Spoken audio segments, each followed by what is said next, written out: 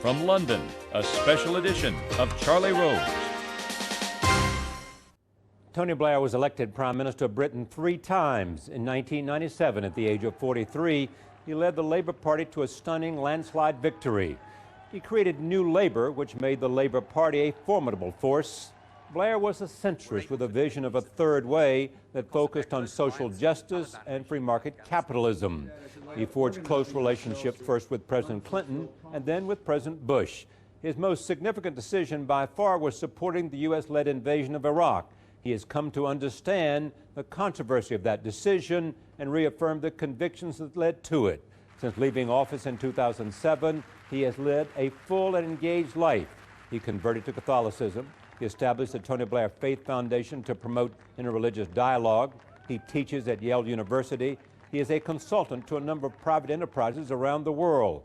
He's continued in public service as the Middle East envoy of Quartet. That keeps him involved in the peace process. Many have come to this program and talked about Tony Blair's decisions. Here are 2 that show the dramatic difference of opinion.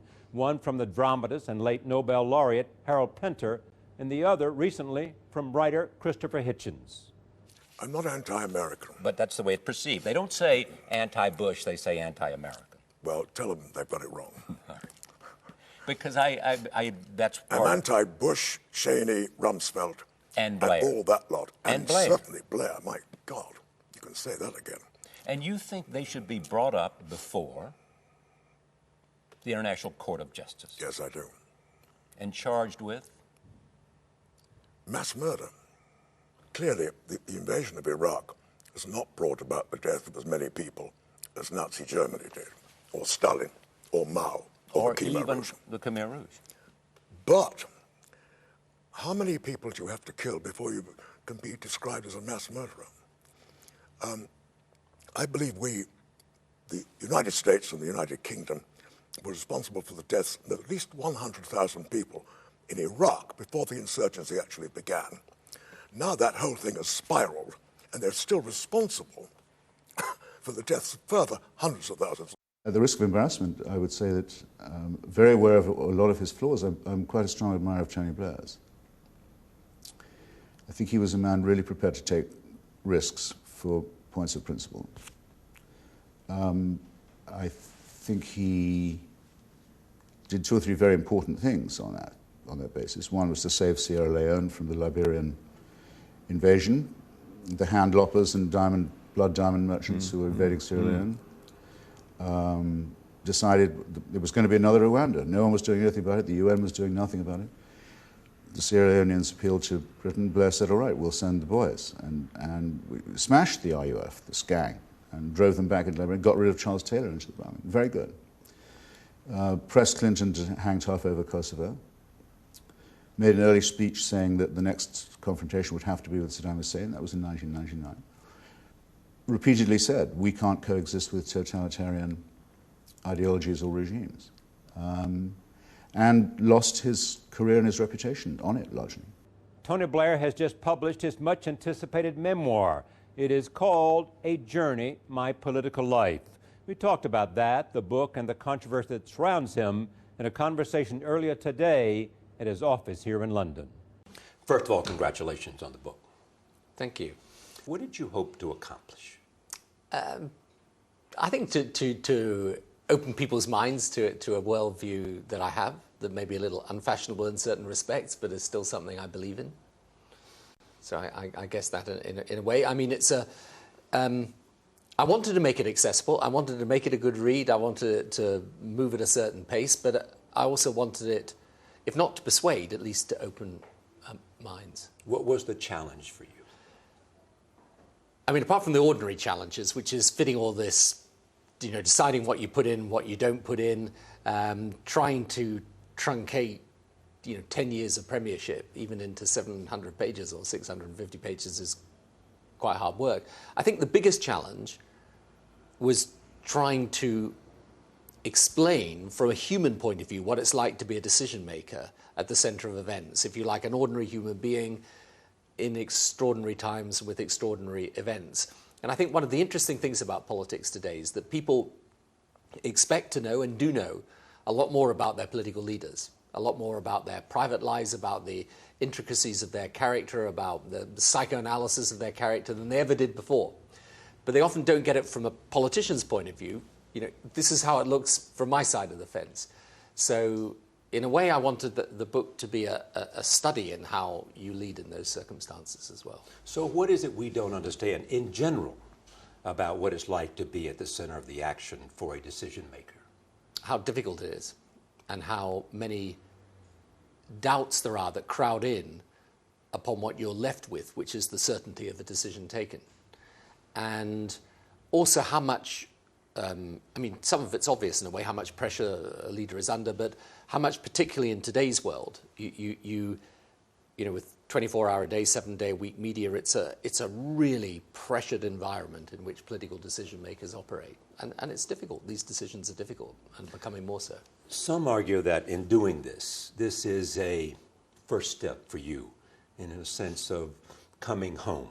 I mean, I don't, well, in one sense, feel I need to. I mean, the problem when you leave office, and you know, this will happen more and more often.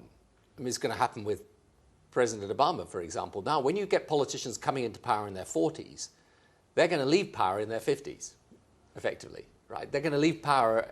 If they get reelected. Yeah, if they get reelected, right. So, in a sense, even if they get reelected, they're still going to be leaving relatively young, you know, when they've got a lot of energy, a lot of drive, a lot of things they're interested in. So what do?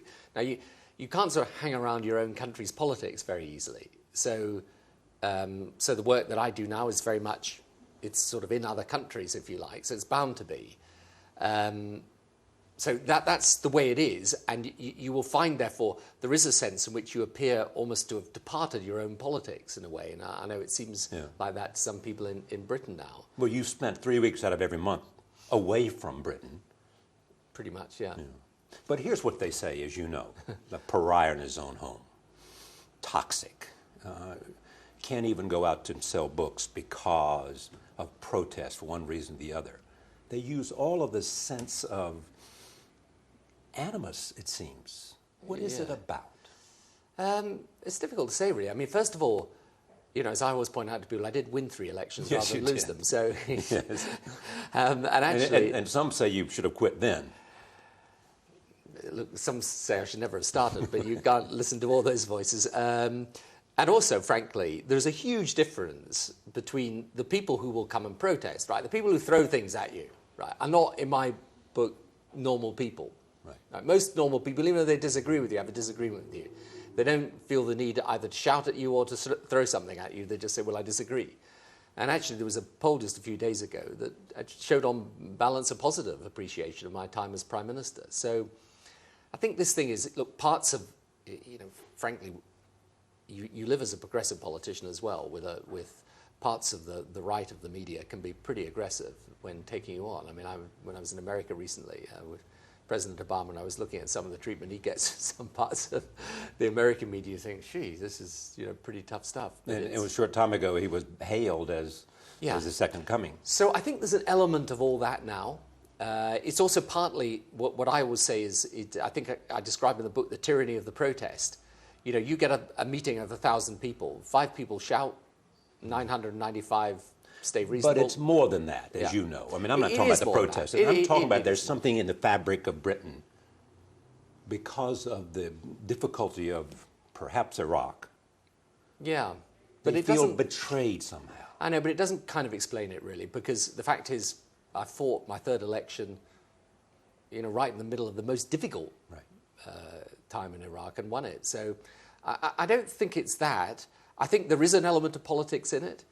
And I also think, I don't know how to put it quite, but there's a sense maybe in which parts of the country do think I've just sort of flounced off, you know, and I keep all making a lot of money. Yeah, no, and I keep reminding people, actually, I would have been very happy to carry on being Prime Minister, but, or I would have taken the European job. I'm actually basically interested in public service, but if I can't do that, I'm necessarily out in the world. And why did your own party push you out? What happened? What went wrong for a man who... Okay, well, let's sort of break it down. I mean, there is the Iraq issue, of course, and for some people that's it and enough, you know. other than that, my position in politics is, in one sense, a position with a constituency amongst the public, because as I say, I wouldn't have got elected otherwise. But I don't have a huge constituency in the media, which tends to operate on very traditional left-right lines. And for the left media, here in Britain I'm talking about, I'm not left-wing enough. And for the right media, I'm the guy who won Labour 3 terms. And before I became leader, Labour had never been in power for more than 6 years at a stretch in the whole of its history. We never won 2 successive full terms. We won 3. And when you were elected the last time there'd been a Labour Prime Minister, it was 18 years earlier. Correct. So, I mean, don't make too much of it, and I'm not, that's just the way it is. But I think the media environment I operate in is difficult because it is very left versus right in quite a 20th century way. And my politics has always been about getting us beyond that and very much sort of new Labour, new Democrat, a different type of progressive politics. The constituency for that, I think, in the country is still there, incidentally, and strong. But the constituency within the party activists and the media, less strong. So I think that's got something to do with it as well, because I don't think you can put all of this down to Iraq. And I don't know. Anyway, to be honest, I'm not sure I'm the best person to analyse. Yeah, but you are, in fact, because I suspect you have thought about it more than anyone else. If you read this book, you read the book of a man who wants you to understand that you are constantly thinking about where you are and where you want to go. You clearly are. Tell me what you think you have to do, for whatever the reason for this image, to repair it. I'm not sure you can. That something I do will perform that. I think. In other words, history will have to change. I think. Or be recorded. People will evolve their attitude, I think, over time as well. I mean, one of the things that will happen is that you'll have this new government here will be doing some difficult things. And people will be reminded of the fact that actually decision makers have to do but you're in favor of them doing difficult things, I understand. I am in favour of them doing difficult things, but I think it will also alter, in a sense, the way people look at the domestic policy. I think people will look back, actually. I mean, when you look, one of the oddest things about it is if you look back at my time as Prime Minister, I mean, we had 10 years of uninterrupted prosperity, falling unemployment, falling crime, major improvements in health and education, minimum wage, equality for gay people, better maternity rights. It's not a bad... Freedom of information. Yeah, that I was less keen on, but... You believe that the new Labour agenda was fulfilled, or are you at some sense disappointed by a large element that you didn't do as much as you thought New Labour was capable of, in part because of Gordon Brown and competition and other things? I think you never achieve everything you want to achieve, and certainly if you're an impatient policymaker, and I was, you never achieve as much as you want to. On the other hand, I think what we did achieve, I mean, for us, healthcare was the issue that dominated every election I was starting off with. All the elections before I became Labour Party leader, the 2 elections after I became Labour Party leader, less so at the third. Last election, a few months ago, not an issue, really. Now, why? Because we made those changes. We did major reforms, we put investment in, and the waiting list problem, which was the huge problem that the British healthcare system had, it wasn't there. What have you learned about the way the world works since you left office that you might wish you had known when you were running the government? It's a very good question. I think there are 2 things. The first is that power is shifting east and fast. There's just no doubt about that at all. This is not a cliche, or if it is a cliche, it's a cliche because it's true. It's a reality. It is a reality, and it's transformative. And it has huge implications for our countries in the West. The second is that I think I've got a clearer understanding of this extremism now, I think, and a clearer understanding of how what is effectively a global movement with an ideology operates. So I think those are the 2 things I've learned most. What have you learned about radical, violent fundamentalism? I had a sort of half understanding of it, but I think I've got a more complete understanding now, which is that the problem is not simply the extremism. And I think one of the mistakes is in thinking that if you deal with the extremists, you deal with the problem. And my view is that the problem is actually a narrative, and in particular a narrative about Islam, that is a narrative shared by a far broader spectrum than we think. And that narrative is basically that Islam is under oppression from the West, that the West is hostile, and that by the leadership of Muslim countries being in alliance with the West, they are somehow complicit in a betrayal of the fundamentals of their religion. And I think that that is a narrative that has a broader reach than we think, and I think it's a narrative that has to be challenged inside and outside Islam. And how do you challenge it? You challenge it primarily by actually empowering and supporting those within Islam who will stand up and say, and there are many of them, that is nonsense. Actually, Islam will sort out its own problems. In any event, it is, it is a religion. It does not describe the politics of every nation. There are many different nations with many different problems. We can solve our own problems. And actually, the world that we want today is a world of peaceful coexistence where Islam embraces the 21st century. But how far are you away in what you think today from Samuel Huntington's Clash of Civilizations? I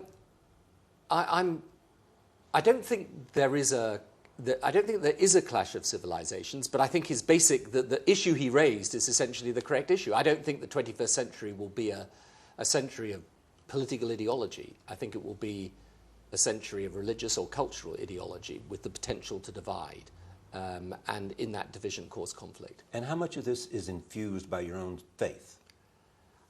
Not really. I mean, I am a person of faith, but actually I'm very open in my faith, and one of the great joys of my new life and doing this foundation I have about religious interfaith is I have my own faith enriched enormously by knowing Islam better, Judaism, Hinduism, Buddhism, so on. You have said, I'm more interested in religion than I'm interested in politics. Yeah, no, that's true. And so that you therefore have more of an interest in religion than most people. Yeah, and certainly my interest in religion is, gives me a natural starting point. But I actually think, even if I was an atheist and had no interest in religion at all, you look at the world today, it is cultural and religious ideology that's got the potential to pull the world apart, just as globalization pushes it So the two biggest ideas out there, one is the rise of Asia.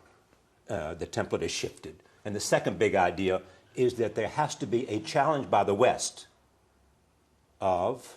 Well, there has to be a challenge by all of us who believe in peaceful coexistence, which is why I don't quite share the Huntington thesis, against those who would use religious difference as a means of division. But you believe it is broader than, say, Al-Qaeda. You believe... Yes. And how broad do you believe it is? I think it's quite broad, actually. I mean, which is not to say that many of the people who share the narrative don't abhor the terrorism or extremism, don't misunderstand me. But... you would get a worrying proportion of people who would subscribe to the view, I think, that the West is in fact hostile to Islam. You have said that the great debate that has to be had is in a sense of what has caused the conflict. Well, I would express it in this way, is to say what is producing this conflict is not something the West is doing, right? It is being produced by a religious view that is based, incidentally, on a perversion of Islam, that is for sure, but a widespread acceptance of the perversion, you're saying. I'm saying that a narrative associated with that perversion, which sees Islam as a victim of the West, that's got too big a reach.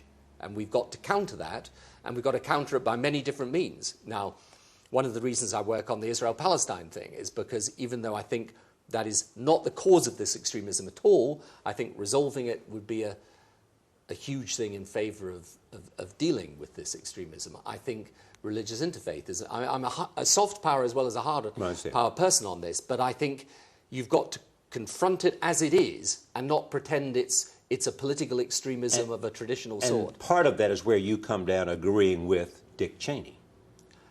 And don't... No, but you've said it. You have said yourself in this book, Cheney would have marched from country to country to country, and part of you understood that. Yeah, I understood what he was trying to say. And agreed with his analysis of the issue. Well, I agree with this, that his view was, I think, that the world had to be remade as a result of September the 11th, and I agree that it does have to be, although I think I would do it in a different way, where there's a far greater, as I say in the book, a far greater combination of hard and soft power. So That's why, for me, for example, the Middle East peace process is an absolutely central part. I'm going to come to that, and you and I have talked about that before. But that's probably where I would differ. But I do say, and I think it's an important debate to have, that for many progressives, simply to dismiss the view of people like Dick, or indeed President Bush, as, oh, that's neoconservative. I mean, I think we need to be careful of what our definitions are here, and what do we actually mean by this term, and what does it represent? Because there's a chord, what they say, that you think needs to be listened to. You need to listen to it, because it's the idea that following September the 11th, the world really did shift, or our analysis of it should shift, is not a stupid view. And it's still with us today, because the Iranian question raises the same issues again in the same form. 9/11 seems to be, even though 9/11 had nothing to do with the invasion of Iraq, Saddam Hussein had nothing to do with 9/11. For you, it was inevitable after 9/11 that the support for Iraq and the United States, you had no choice. Yeah, because the reason for that is this. Though it is true that, Saddam Hussein wasn't responsible for 9/11, 9/11, in a sense, was responsible for the decisions we took on Iraq. Because the difference to me, and this is the absolutely critical thing, you can't understand anything about the decision, certainly I took after 9/11 without understanding this, is not just the 3,000 people that died that day, but the fact that if it could have been 30,000, they would have killed 30,000 or 300,000. What that means is you're dealing with a completely different type of terrorist threat. And that immediately raised the issues to do with nuclear, chemical, and biological weapons proliferation. And the place to start was Iraq, and that's why Iraq was then on the agenda. So because Saddam was in breach of the UN resolutions and used chemical weapons in the Iran war, used them against his own people. Thousands died as a result of it. So that was why it was on the agenda from then on. And my attitude to it, and this is what led to the actions we took in respect of Libya, AQ Khan, right, what we were trying to do then, and trying to do still in relation to Iran, North Korea, and so on. From then on, my view was the calculus of risk changes. You cannot afford to let this proliferation occur. Here is what intrigues me about you, too. Fear. You seem to say about Iran, the fear to do nothing if you are a leader, gnawed at you. And therefore, the Iraq invasion, and therefore the potential of Iran having nuclear weapons. The fear of that. Yeah, I mean, you live more by fear than hope. No, I think I'm basically hopeful. And I think the fear of doing Prime Minister's questions is a little different. I was fearful that I'd become Prime Minister, and now I had to govern. That's how you that's open this book. Yeah, no, that's for sure, and true. Right. I think the fear, however, I think in respect of the security issues is a little different, and it's this, and it's really hard, this, because one of the things I want to do in the book is it's just explain how difficult this decision is, because it's impossible to know, really, whether you've got the right answer or not. The question is, if you knew the right answer, it would be easy. Exactly so. So, just to take Iran, I completely understand the view that says, and there are friends of mine, that I see in the US who say to me, look, of course Iran shouldn't have a nuclear weapon, but I mean, are you crazy? Are we really going, after everything we've been through, to take this on as well? Why not just manage the situation? We ring it about with sanctions. Why should the regime be so stupid as ever to use nuclear weapons? Look, it's a situation that's bad, we know, but it's manageable. And it's better to manage it than the alternative. It's a perfectly sensible argument. I'm not going to sit here and say it's a stupid argument. I can understand a leader taking that view. The argument is we can contain an Iran with weapons. Yeah. Now, in the end... as we did Russia with weapons. Yeah. In the end, my view is, no, this regime is qualitatively different in their makeup. I see them now exporting terrorism, instability around the Middle East. I think the risk of not them so much using a nuclear weapon, since I agree that's a remote contingency, although, you can't ignore the fact the president of the country says Israel should be wiped off the map. If you were an Israeli, you'd worry about it. But there's the risk also of the leakage of the technology. Would they ever give that technology to one of these terrorist groups? I don't know. So I can't be sure. Now, okay, so you've got a situation, you can manage it, you confront it. Who's right? It's really difficult. Now, But your fear is that it's unacceptable I think for them the risk, because they may lose it to or give it to somebody, and therefore we cannot let them have it. And therefore, if sanctions fail, we have to make a military strike. It's inevitable where you are. you can't take that option off the table. Let me put But it that's like that. easy I know, talk. I You know, can't I talk. know, You're I know. saying that if sanctions no, fail, I and I think they're going to get the weapon, we have to bomb them. Well, what? I mean, isn't it a leader's responsibility to face up to the hard question and tell you what he would do? It is. And I don't know the nature of the military action you would take, but I agree. If in the end sanctions fail, diplomacy fails, I do not think it is acceptable for Iran to have a nuclear weapon. And I think you can't rule out military action, and indeed it would come to that if they continue, and sanctions and diplomacy simply can't work. So, yeah, it's a very difficult And so what do you think the chances of sanctions and diplomacy working here, based on what you know so far? I think it depends, actually, on how serious they think we are. And that was the problem with Saddam. He didn't think we were serious about coming after him. But I think the Iranians, I think if they actually understand the seriousness of intent, then I think you have a greater likelihood. I don't say you'll stop them, but you've got a greater likelihood of stopping them. And that's why I think it's so important we send a clear, strong, and unequivocal What would you message. do about the diplomacy that's not being done? You've got to do what we're trying to do, which is to gear it up, make it work. I mean, but it's hard. It's hard. It always is hard because countries have their interests, and some countries take the first view, which is, look, there are other things in the world to worry about. Manage it. You know, there's a line of political argument that runs like that, and that's why I say it's such a difficult issue. This because you can't say that's a stupid thing. Now, on balance, my view is it's a risk not worth running. You know, that's where I come to the point that you... Part of the problem here is you can't convince the Chinese and the Russians to get on board. At the moment, it's very hard, yeah. But... to accept the possibility that if Iran has nuclear weapons, these are the possible consequences. And that's an act of leadership. Well, we've got to persuade hard. I mean, personally, I think that both Russia and China have got very, very good reasons for not wanting Iran to have a nuclear weapon. Well, they say that. They just don't believe that, or something. They have other interest. And it's the responsibility of leadership to convince them otherwise, is it not? Well, and I think President Obama is trying to do precisely that. And incidentally, I think that in the way he's approached this, which is offer Iran partnership, if that's what they want, reach out in the Middle East, push forward the Israel-Palestine process. I mean, he's doing all the moves he possibly can. But the trouble is, at the moment, you know, they're not reaching back. How long do you think we have before it? I don't know. I honestly don't know, Charlie. But I mean, I think the essential thing is in our minds, you've got to resolve the question. Because when people say... Resolve the question? Resolve the question of how far are you prepared to go? In other words, do you actually rule out military options or do you keep them on the table? Now, I'm saying keep them on the table. Well, everybody says that, keep them on the table. Well, no. They do. The U.S. says that. Every leader, Obama says that. Yeah, I think he means it, incidentally, which is where I think the Iranians would be very foolish. I would assume David Cameron says that. Yes, I think he does. Yes. There you go. Yeah, they're not the only two leaders in the world, but nonetheless. Let me go back to Iraq.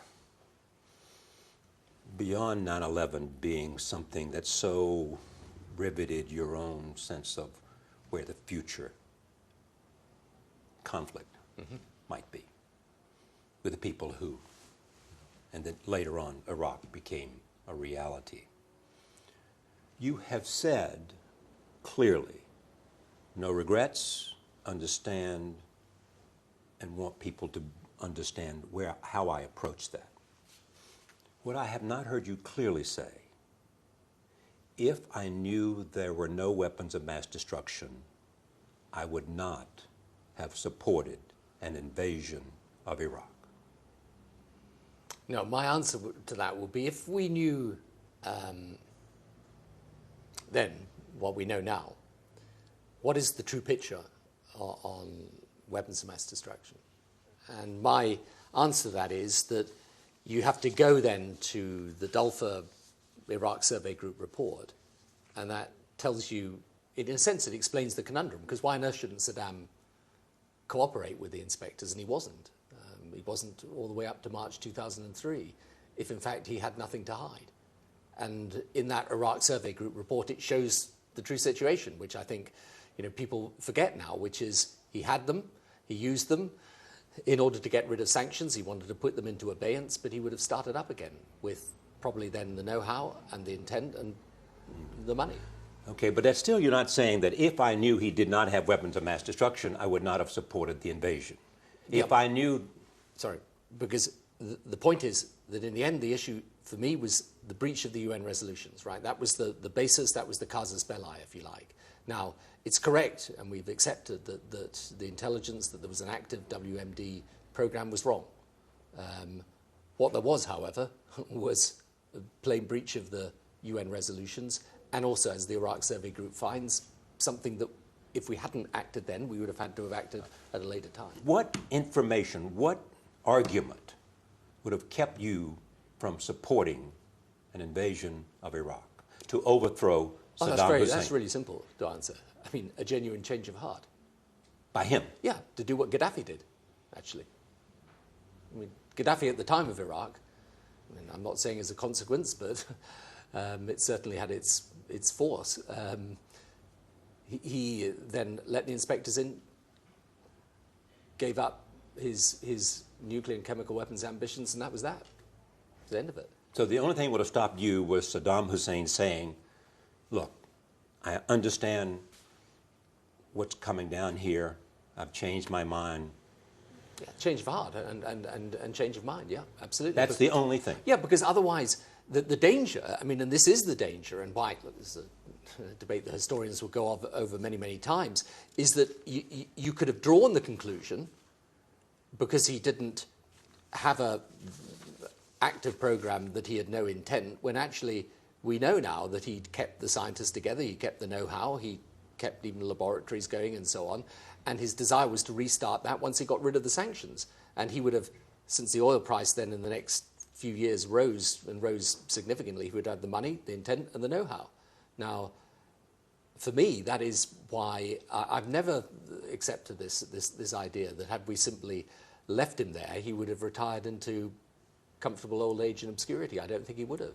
Now, you can't tell that instantly. It may be that he would have. It may be that he would have decided... But maybe somehow he would have been overthrown by somebody, or the army might have decided, or any Yeah, of that. frankly, it was unlikely, and just, in 2002, his son was effectively, designated as his successor. I think it's far more likely that would have happened. But, who knows? You can't... And in any event, speculating on what we might have known... Well, are you convinced that history will be on your side? I don't think you can ever be convinced about these things. Do you believe so? I believe that, yes, in the end. I think in two respects, actually. I think on the WMD issue, there will be a debate about that. I think the far more important question, in a strange way, is this. Because, as I always say to people, there are two issues with Iraq. One is the whole question of WMD. You said there was an active program. There wasn't. Therefore, there's no casus belli, as it were. The second thing, though, that I think is, in a sense, looms even bigger for people, is the difficulties we then got into in Iraq. Saddam was removed in 2 months. By the middle of 2003, we were there with full UN authority, US and UK troops, operating with the UN. Right?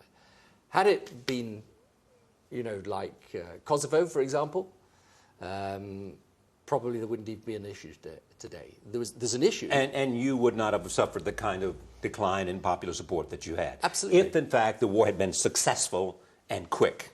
The war was successful and quick if it had then stopped. Yeah. But doesn't that say something about leadership?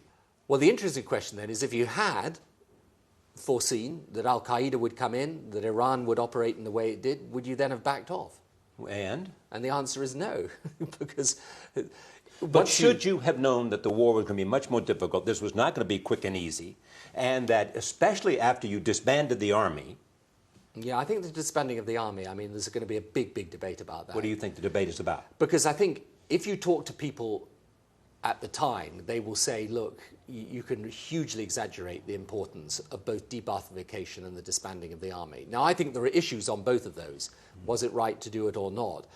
But when you actually... Oh, you do think there's debate. I mean, you think that disbanding the army, which is viewed now at this point by a significant number of people, that was a huge mistake. Yeah, but I think if you go and talk to the people who were there at the time handling those decisions, I mean, this is really on the American side. This is not Paul Bremer. You're not talking about Paul Bremer, are you? I'm talking partly about Paul Bremer in relation to de-Baathification, right. but others in respect and of the the army. disbanding of the army. Yeah.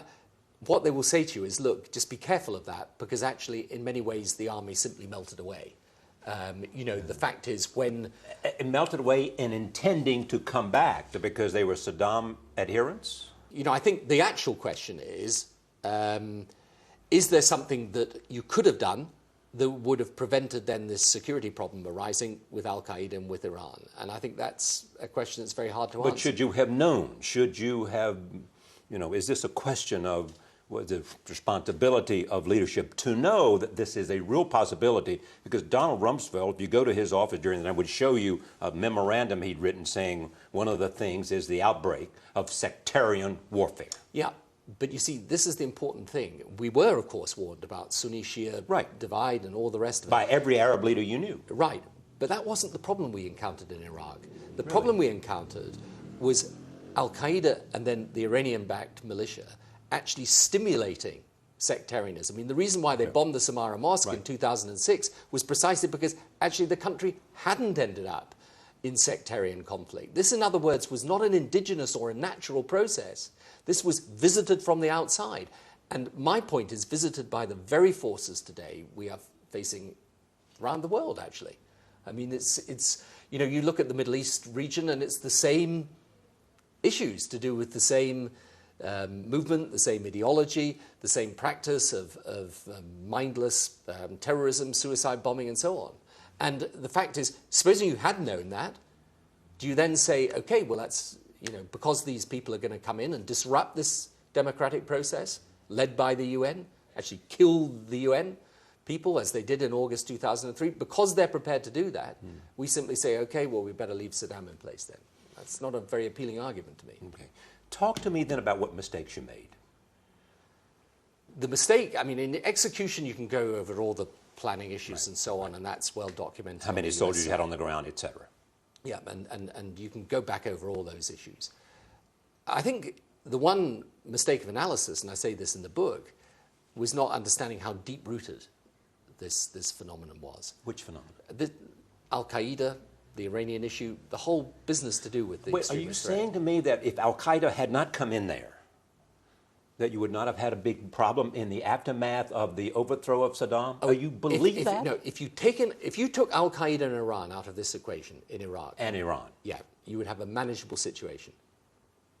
For sure. Why are you so sure of that? Because what caused the difficulty was the suicide bombing, the deliberate attempt to stimulate sectarianism, the Iranian militia. I mean, British troops that were being killed down in the south were killed, many of them by improvised explosive devices, probably made in Iran.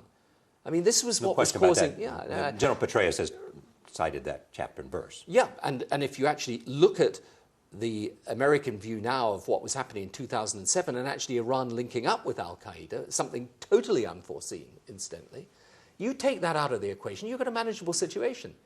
You know, you reach out to the Sunnis who obviously, you know, they're losing their position of power. You've got to make sure that they're brought into the process. When in August 2003 you formed the first Iraqi governing council, which had Shia, Sunni, and indeed, I think, others, I think there was actually one Christian member of the council. When that happened, in a process blessed by the UN, the country was behind that. You know, the country wasn't, you know, yes, you would have had a problem with former Saddam elements and some insurgency. It was the relentless killing of innocent civilians, the destabilizing through suicide bombing, the Iranian tentacles reaching into Iraq in order to destabilize it that caused the issue. And that's why I say it's so important, if that analysis is even half right, and I think it's pretty well documented now, to have conceded to that would be unacceptable. It's the same problem we got in Afghanistan now. Why is Afghanistan difficult? It's not because the Afghan people themselves want to make it difficult. They don't. They don't want, I mean, I cannot believe they want rule by the Taliban. Of course they don't. It's an appalling, reactionary, regressive regime that kept the country in the most abject poverty. Stones people and disrespects women. Absolutely. You know, it's not, this is, in the end, this is why this thing is difficult, because you're fighting an ideology that is prepared to use this terrorism. Look at what they're doing in Pakistan. They're going to kill 50 people at a religious service. Right? This is Muslim on Muslim violence. Central to your decision-making here, when you believe that Saddam, even though he did not have weapons of mass destruction, intended to get them as soon as he got past the sanctions, and he had the scientists and he had the know-how, and he was going to once again, notwithstanding what anybody else said about the fact. Central to it was the belief that he was a threat on this issue, right, and that you couldn't afford to let him continue in power unless he was prepared actually to give up those intentions altogether and rejoin the international community. You're not the only person to believe that, in fact, there are certain times that a preemptive action is necessary. I mean, it was articulated by Bush. It also was articulated by the former Secretary General of the United Nations, Kofi Annan, that sometimes sovereignty has to take a second place. Mm-hmm. When is it okay? It's obviously in the most exceptional circumstances only. But where you believe that your security demands that you deal with this threat. It's also okay when you think you can do it. I mean, after Afghanistan, there was a great sense of arrogance, was there not, that we can pretty much take on whatever we need to. I think that, as I say in the book, I think there is a risk not a risk, there was definitely an underestimating of how deep this thing was, and therefore there was a thought, as I say, that you know, if you knock the Taliban out, you knock Saddam out, you've got a UN process, the people are in favor of it, you have a large amount of money to support development. Why shouldn't it work? And the answer is, I'm afraid, it would work, but for the people whose actual desire is precisely to engage in action that stops you doing that, because they don't want to see the country on its feet. They don't want to see that type of system of government. You know, why are these people still trying to kill people in Iraq today when the American troops are getting out? So the American troops had to come to the rescue again. Well, they did. They had to get involved again in combat because there was an attack. Absolutely. So why are they doing it then? And this is the nature of the answer is? And the answer is because it's not anything to do with the West or America or any of the rest of it. They don't want these countries to be governed in a modern, democratic, civilized way. That's what they don't want. But I still don't understand what after the Chicago speech, in which you say it's not just something that threatens our national security. There are some cases in which human rights alone demand you overthrow. Mm-hmm. What's the standard? What's the test? What's the lesson here? Well, the test, and I think I set out 5 basic tests that had to be passed in those circumstances, of which, have you exhausted all options? Is it doable is obviously 2 of the critical tests. But there will be circumstances. Kosovo was one. I mean, that's the reason I gave the speech. I gave it in the middle of the Kosovo conflict. You could argue that there was ethnic cleansing going on the doorstep of Europe, but as we had in the Balkans a few years earlier, stay out of it. We did. Hundreds of thousands of people died. We stayed out of Rwanda. To the regret of now Kofi Annan and Bill Clinton.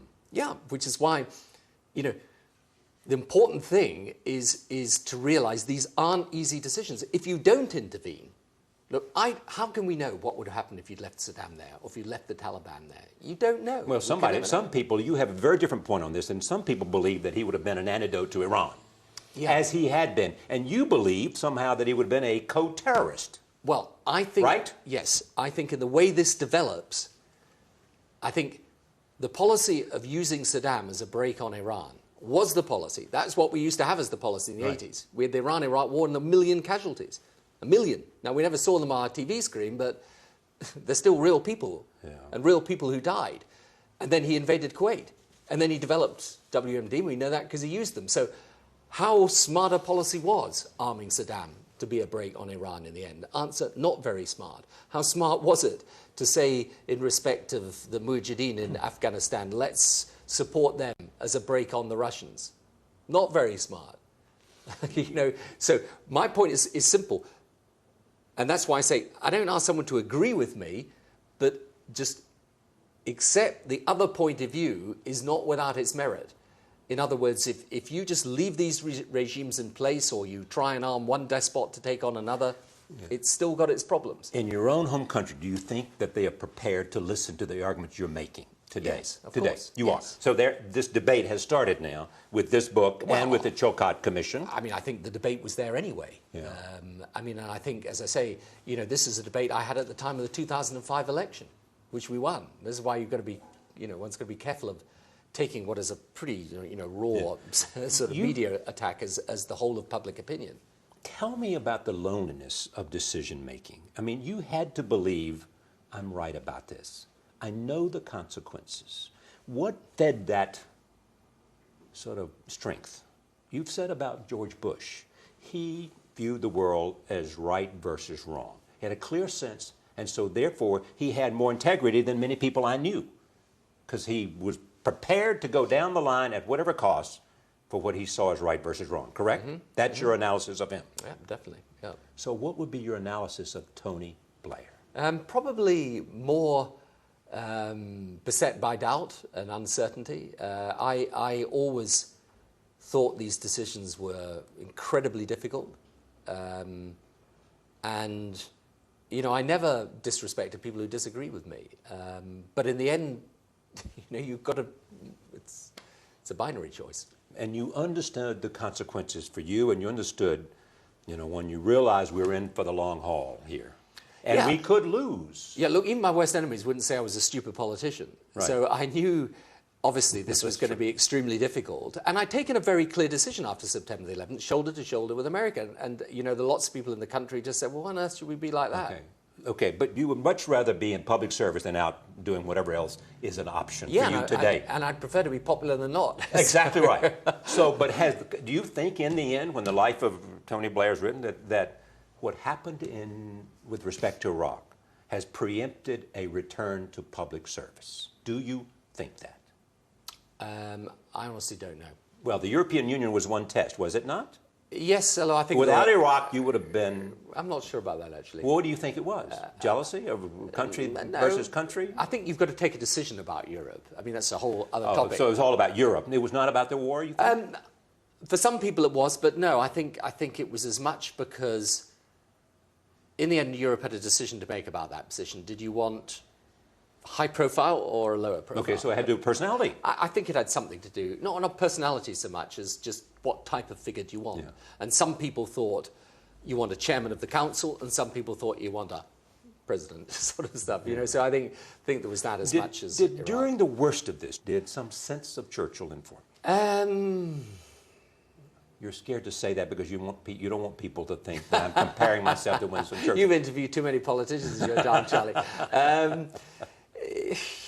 I don't know, really, because you also have got to be incredibly careful of the Churchill analogy, you know, which is you're always thinking, you know, the voice in the wilderness turns out to be right. Sometimes the voice in the wilderness turns out to be the voice in the wilderness. But do you feel, in a sense, that you were a voice in the wilderness in the way you perceived this issue? I certainly had a pretty keen sense of my isolation at points, but beyond isolation, I mean, you know, isolation within your own cabinet. Yeah, but not. Again, one can't exaggerate that. You know, I mean, the cabinet stayed together. In the end, I'm now in the arena of legacy. Okay. Right. Obama said about Reagan and Clinton. Reagan, even though he didn't necessarily agree with his policies, was more transformative than Bill Clinton. Will, in the end, Margaret Thatcher be more transformative than Tony Blair? Just different.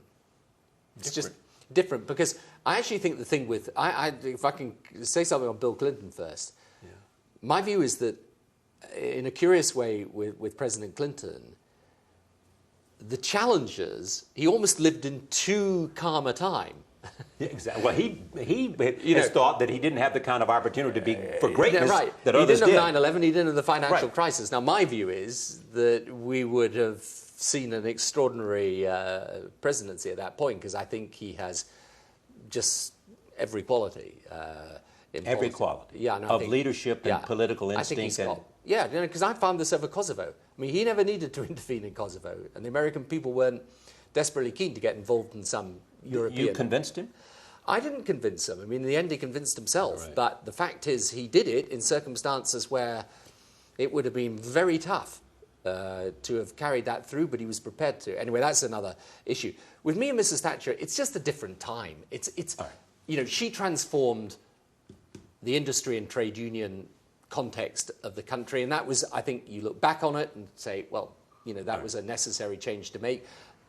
For me, it was a different thing, and I was really wanting to keep the modernisation that she did, but add to it a whole social, public service, welfare modernisation of my own. Do you believe you will ever be Prime Minister again? No, I doubt that very much. But is there a little part of you? One moment of candor. No, come on. One moment says maybe I can come back. No, maybe no, if no, I don't honestly don't see that happening. I really don't. Would you like it? I doubt it. But You doubt it? Yeah, I doubt it. Do you really? I do doubt it, yeah. You think Bill Clinton, if I'd asked that about Clinton being president again, what do you think he would say? I don't know. Yeah. Finally, there have just been negotiations taking place, of which you've been part of, on the Middle East. Where are we right now? Where we are right now in the Middle East peace process is we have got a real will and determination to succeed from America, from the parties, from the international community. We've got a short-term issue, which is to do with the moratorium and settlements that we need to get through. If we do get through it, I think we've got a real chance, the best chance we've had for a long time, of making a deal. And what's more, there is no alternative but to a deal based on a secure state of Israel and an independent state of Palestine.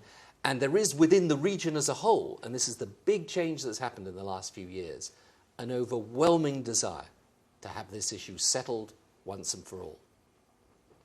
So you're optimistic? I'm optimistic, funnily enough, if we can get past the next few weeks, then we can get past the next few months. Thank you very much. The book is called A Journey, My Political Life by Tony Blair. Thank you for this conversation. We have talked many times at the table, and I'm pleased to see you this time as well. Thank you, John. And congratulations on the success of the book. Thank